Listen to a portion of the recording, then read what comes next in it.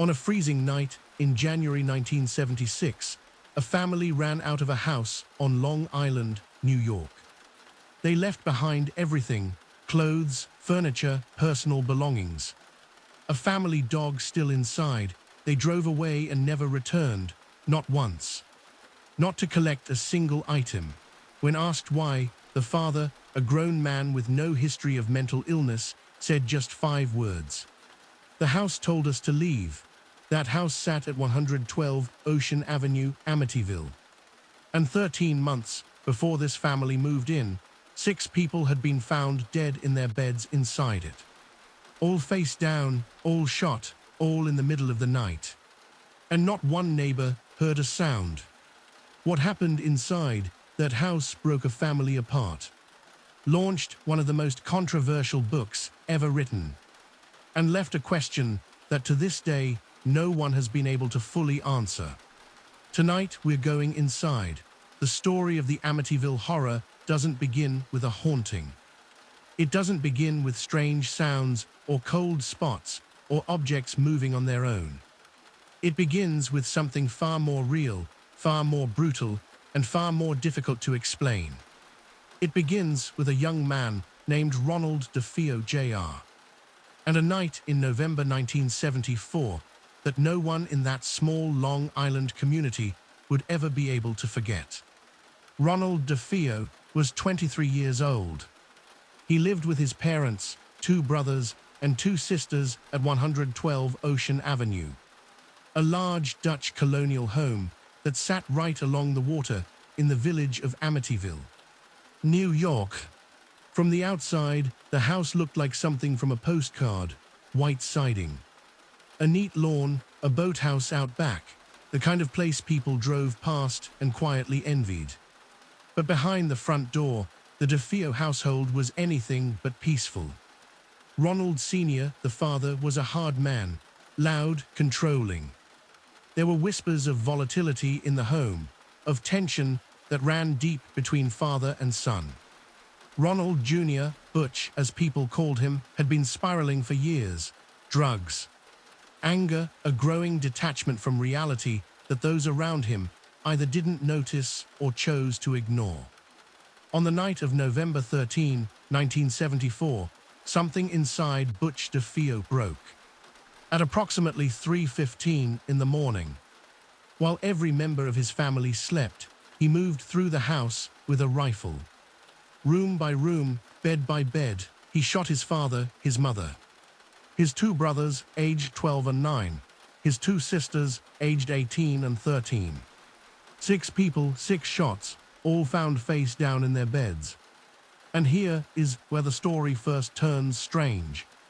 The detail that lodged itself into the public consciousness and never let go. No one woke up. In a house with 6 people being shot one after another, not a single person appeared to have moved, struggled, or tried to escape. The beds were undisturbed. The bodies lay as though they had simply stayed asleep through the entire thing. The neighbors heard nothing either. No gunshots, no screams. In a residential neighborhood, in the dead of night, a high-powered rifle was fired 6 times, and the world outside that house remained perfectly silent. Butch DeFeo initially tried to frame the murders on a mob hit. He ran into a local bar that evening, shouting that someone had killed his family. But his story unraveled fast. Within days, he confessed. During the trial, his defense attorney attempted an insanity plea, claiming that Butch had heard voices in the house, voices that told him to do it. The jury didn't buy it. He was convicted on 6 counts of second-degree murder and sentenced to 6 consecutive sentences of 25 years to life. But the voices, that detail lingered. It didn't matter that the jury rejected it. It didn't matter that Butch DeFeo was an unreliable narrator with every reason to lie. The seed had been planted. Something about that house, the silence, the undisturbed bodies, the way the night itself seemed to swallow the violence whole, felt wrong, felt unfinished. And then, 13 months later, a new family moved in. George and Cassie Lutz were not unusual people. George was 32, a former Marine, now running a land surveying company. Cassie was 31, a warm and grounded woman with 3 children from a previous marriage, Daniel, Christopher, and Melissa, known as Missy. They were a blended family finding their footing, looking for a fresh start. And when they found the house on Ocean Avenue, listed at an astonishingly low price due to its history, they saw exactly what they needed. Space, stability, a home. They knew about the murders. The realtor disclosed it. George and Kathy discussed it, and they made a choice that millions of people in their position might have made. They decided that what happened in that house was a tragedy, but it was someone else's tragedy. The walls didn't pull the trigger, the rooms didn't commit the crime. A disturbed young man did, and he was in prison now. They moved in on December 18, 1975. George and Cassie brought their furniture, their children, their dog Harry, and their hope. They had a priest come to bless the house. A friend of the family, a Catholic clergyman, agreed to perform the blessing as the family unpacked. According to the account later given to Jay Anson, what happened during that blessing became the first crack in the foundation of everything the Lutz family believed about their new home. The priest entered the house and began the prayers. He moved through the first floor without incident. But when he climbed the stairs and entered one of the second-floor bedrooms, the room that had belonged to the 2 youngest DeFeo boys, he felt something change. The air thickened, the temperature dropped, and then, as he later described it, he heard a voice. Not from outside the room, not from another person. A voice that came from everywhere and nowhere, deep and forceful, with a single command. Get out. The priest left the room. He finished the blessing quickly, said nothing to George and Cassie at the time, and drove away. He later called George on the phone and told him, without full explanation, that the family should not use that particular room. He wouldn't say why, he simply said, stay out of that room. George didn't listen. The room became Missy's bedroom, and that's when the 28 days began. Now, what I'm about to walk you through is based on the account the Lutz family gave to Jay Anson, which he compiled into the book published in 1977. I want to be clear about that, because what you believe about these events depends entirely on who you trust. The Lutzes maintained, until their deaths, that what they experienced was real. Skeptics, investigators, and even some of the people closest to the case have called it exaggerated, fabricated, or the product of psychological stress and financial pressure. The truth, if it exists in any pure form, is buried somewhere between those 2 positions. But the story, the experience as the Lutzes told it, is what we're here to follow. Because whether it was real or imagined, it changed them. And that change was permanent. The first few days were quiet but unsettling. George, who had always been an early riser, began waking at exactly 3:15 every morning. Every single morning.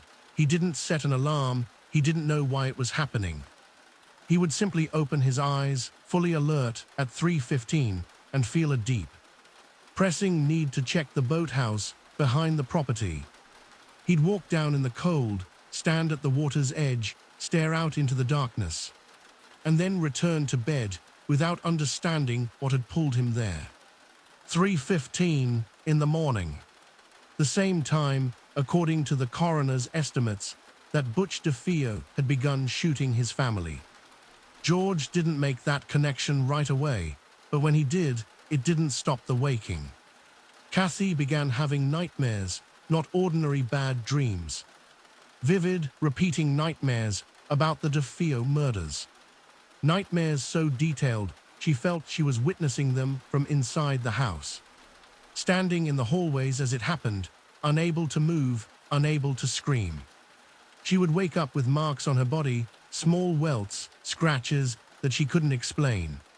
She told George, and he saw them, but neither of them could account for how they got there. The children began behaving differently. Danny and Chris became withdrawn. They fought with each other more. They stopped wanting to play outside. And Missy, the youngest, began talking about a friend. An invisible friend she called Jody. Now, children having imaginary friends is completely normal. It's part of development, but Missy described Jody in terms that made her parents uncomfortable. Jody, she said, was a pig, a large pig with red eyes. And Jody, Missy said, lived in her room, the room the priest had warned them about. Jody told Missy things about the house, things Missy shouldn't have known. And one night, Kathy looked up at Missy's second-floor window from the yard and saw, for just a moment, two red, glowing eyes staring back at her from behind the glass. She ran inside. Missy was in bed, asleep. There was nothing at the window. But there were tracks outside, pressed into the snow beneath the window. Cloven tracks, like a pig, or like something that wanted to look like one. The house grew colder, not the kind of cold that comes from poor insulation or drafty windows. A cold that seemed to have intent. It followed people from room to room. It settled in specific places, always the same places, and stayed there regardless of how high they turned the heat. George became obsessed with the fireplace, burning wood constantly, feeding it day and night. He stopped showering regularly. He stopped going to work. He sat in front of the fire and stared, and the family watched him become someone they didn't recognize. He lost weight, his eyes darkened, his temper shortened. And Cassie, who had always described George as gentle and patient, began to feel afraid of him. Not because of anything he did, because of what she could see forming behind his face. A blankness, an absence, like the man she married was being slowly replaced by someone or something else. The house began to smell. A thick, sweet odor that appeared without cause and moved on its own. Drifting from room to room, strongest in the places where the DeFeo family had died. The locks on the doors malfunctioned. The front door was ripped open in the middle of the night, the heavy wood twisted. The metal lock bent outward as if something had pushed from the inside. But no one was there. The dog, Harry, refused to go near certain rooms. He would stand at thresholds, hackles raised, growling at nothing. Green slime appeared on walls and fixtures, toilets turned black. A ceramic lion decoration in the living room moved on its own, shifting positions overnight, always ending up facing the doorway as if watching whoever entered. And then there was the room in the basement. George found a small, hidden space behind the basement wall, a room not shown on any blueprint of the house, not included in the original listing. It was painted red, the walls, the floor, the ceiling, all red. And the dog would not go near it. When brought to the door, Harry panicked, clawing, whimpering, fighting to get away. George stood in the red room alone. He said later that standing in that space was the most frightened he had ever been in his life. He felt watched, not from a specific direction, but from everywhere. As if the walls themselves had awareness, as if the room was alive. The family tried to fight it. Kathy brought a crucifix into the house. She hung it on a wall in the living room. Within hours, it had rotated upside down. No one saw it move. No one touched it. It simply turned, as if mocking the very idea of protection. They called the priest back. He tried to return, but he couldn't make it to the house. His car broke down on the way. He tried again. This time he felt sick, so sick he had to turn around. He called the house and warned them again, leave, just leave, but they didn't, not yet. And here is the part of the story that pulls at something deeper than fear. Something that touches on who we are as people and what we're willing to endure for the idea of home. George and Kathy had put everything into that house, their savings, their future. the promise they'd made to each other and to the children that this was where their new life would begin. Leaving meant admitting that the home they'd chosen was not a home at all. It meant accepting that they had brought their children into a place that was harming them. And it meant confronting a truth that no parent, no spouse, no person wants to face. That some decisions, made in good faith, with the best intentions, lead to destruction anyway. They stayed because leaving felt like failure. They stayed because the strange events, awful as they were, came in waves. And between the waves, there were moments of normalcy that let them believe it was over. They stayed because admitting the house was wrong meant admitting that everything they'd built around it was wrong too. And the house used that against them. That is perhaps the most psychologically terrifying element of the entire Amityville account. Not the sounds, not the smells, not the cold or the slime or the pig with the red eyes. It was the way the house seemed to understand its occupants. It pushed just hard enough to disturb, but not hard enough to break them, not until it was ready. It let them have good days, so the bad ones hit harder. It gave them reasons to rationalize, to explain things away. To say maybe it was the wind, maybe it was a dream, maybe we're just stressed. The house was patient. And patience, in a thing that shouldn't have any intelligence at all, is the most disturbing quality there is. By the middle of January 1976, the Lutzes were falling apart. George barely spoke. He spent hours staring at nothing. Kathy had bruises and welts she couldn't explain. The children were pale, anxious, and having nightmares every night. The family's finances were collapsing, money was disappearing from accounts, envelopes of cash vanishing from drawers. The dog had stopped eating, and then came the last night. The details of that final evening have been told and retold so many times they've taken on a quality that feels almost rehearsed.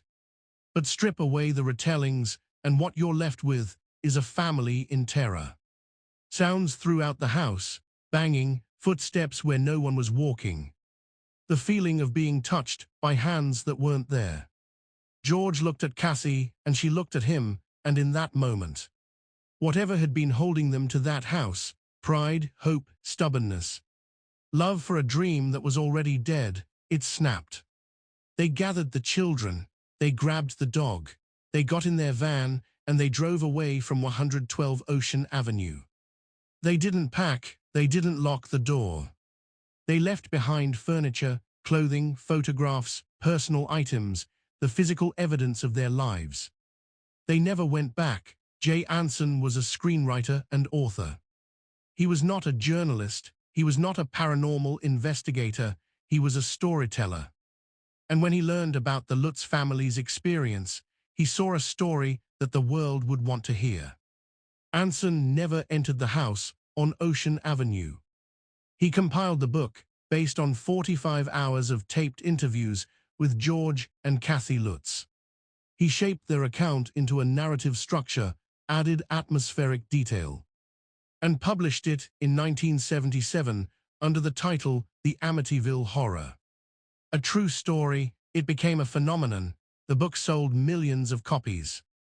It was translated into dozens of languages.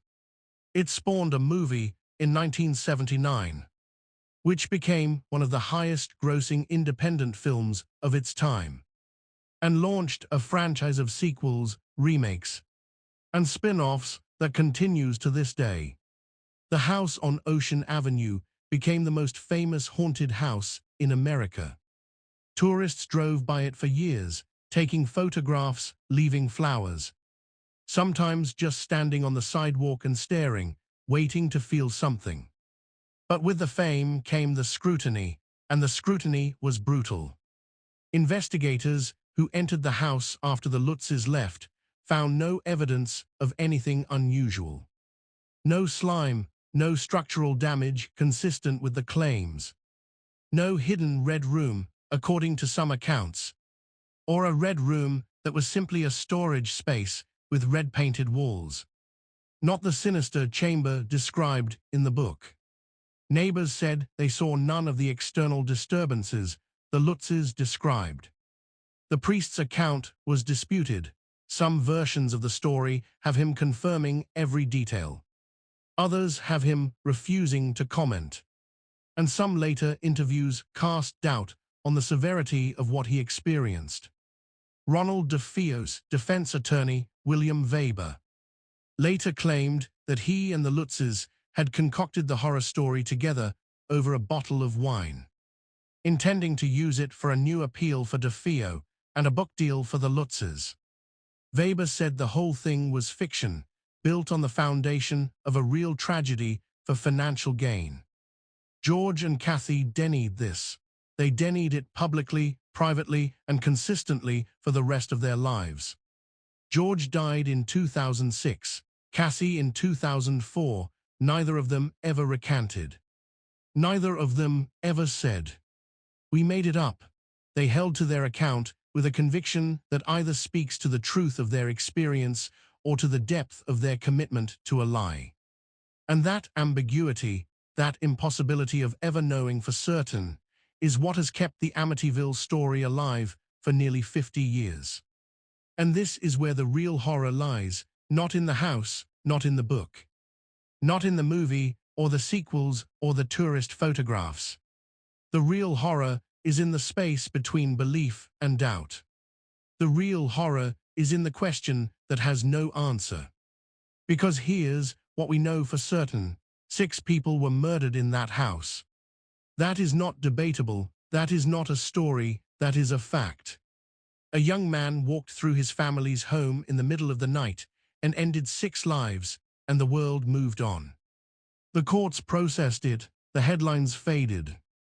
The house was cleaned and listed for sale and purchased by a family who thought they could live where others had died.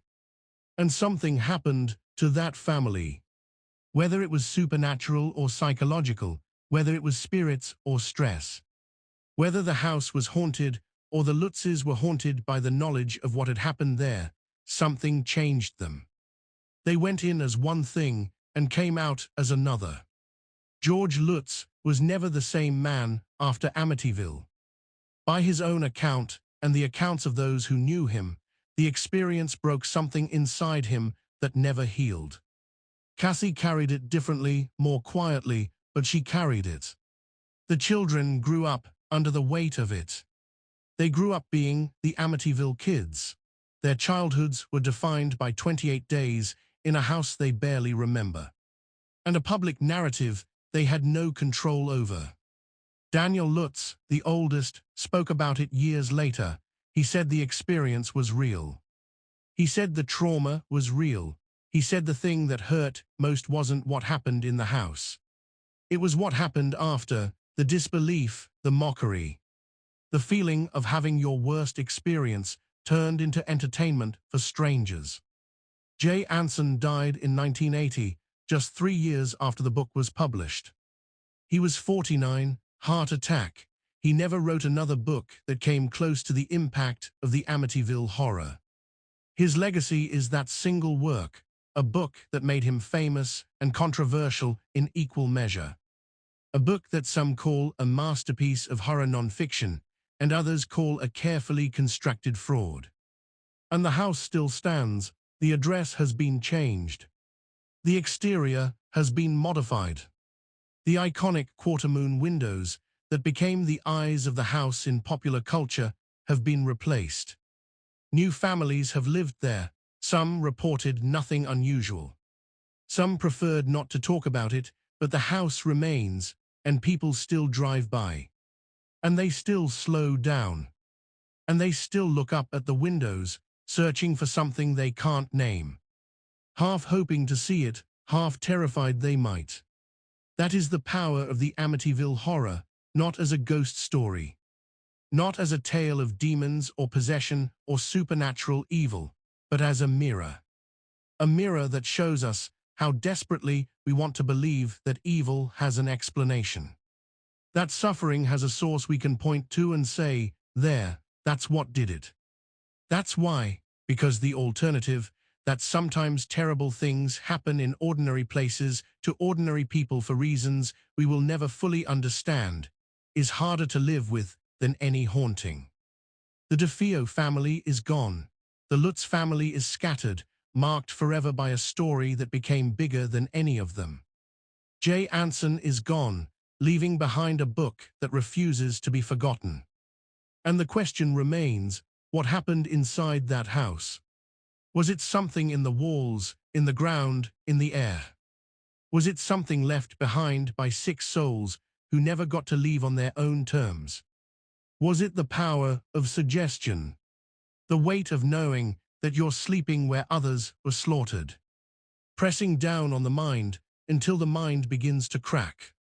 Or was it something else entirely, something we don't have a word for? Something that lives in the space between what we can explain and what we're afraid to? I don't know. Jay Anson didn't know either. He just wrote it down. And maybe that's the most terrifying part of all. Not that the Amityville Horror happened, but that after all these years, after all the investigations and arguments and evidence on every side, we still can't close the book. We still can't say with certainty that it's over, because houses don't forget. And some stories, once they start, never really end.